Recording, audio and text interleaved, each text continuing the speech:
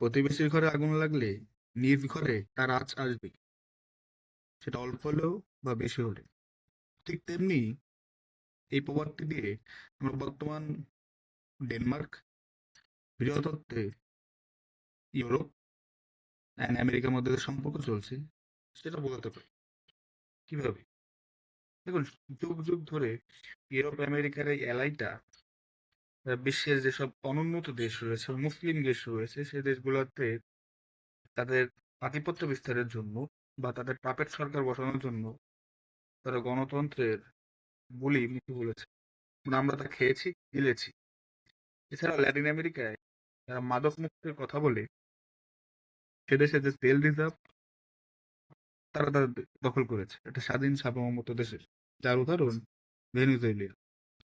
এখন আপনারা জানেন যে ট্রাম্পের কাহিনীর শেষ নেই।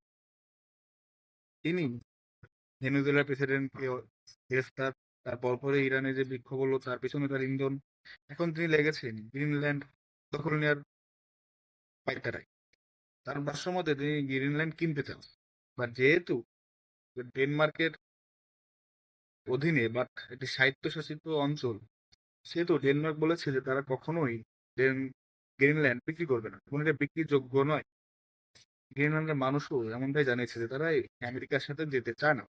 ইভেন যেহেতু এটা ইউরোপের মধ্যে, সো ইউরোপীয় ইউনিয়ন রয়েছে, তারাও কিন্তু ট্রাম্পের ঘোর বিরোধিতা করেছে। বাট ওই যে আপনি যাকে মোড়ল বানিয়েছেন সে একসময় আপনার সম্পত্তিও নিবে।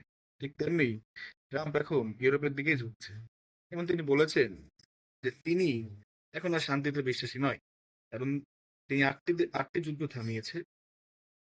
এরপরও নরওয়ের যে নোবেল কমিটি তারা তাকে নোবেল পুরস্কার দেয়নি। এর ফলে তিনি তিনি এখন আর বাধ্যবাধকতায় নেই শান্তি প্রতিষ্ঠা। হ্যাঁ, শান্তি তিনি চান, বা যুক্তরাষ্ট্রের কোথায় লাভ এবং কি করলে তাদের লাভ হবে, যুক্তরাষ্ট্রের স্বার্থ উদ্ধার হবে, এটা এখন তার প্রধান দৃষ্টিভঙ্গি। এ প্রসঙ্গে তিনি চিঠি লিখেছেন নরওয়ের যে প্রধানমন্ত্রী তার কাছে, তার স্টোরের কাছে।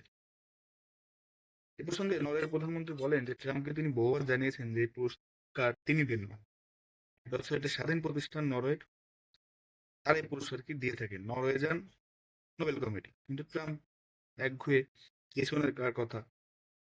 এবং গ্রিনল্যান্ড প্রসঙ্গে ট্রাম্প বলেছেন যে যেসব দেশ ইউরোপের দেশ এর বিরোধিতা করবে তিনি তাদের উপর ট্যারিফ বসাবেন। তো বুঝতেই পারছেন কতটুকু। এমনকি ইউরোপের নেতারা এখন বলতেছে যে মার্কিন $93 বিলিয়ন মূল্যের ইউরোপ পণ্যের উপর তারা আগে ট্যারিফ বসাবে যদি ট্রাম্প না থাকে। তো খেলা কিন্তু জমে উঠেছে, নিজের ঘরে আগুন লেগেছে কিন্তু এখন ইউরোপ।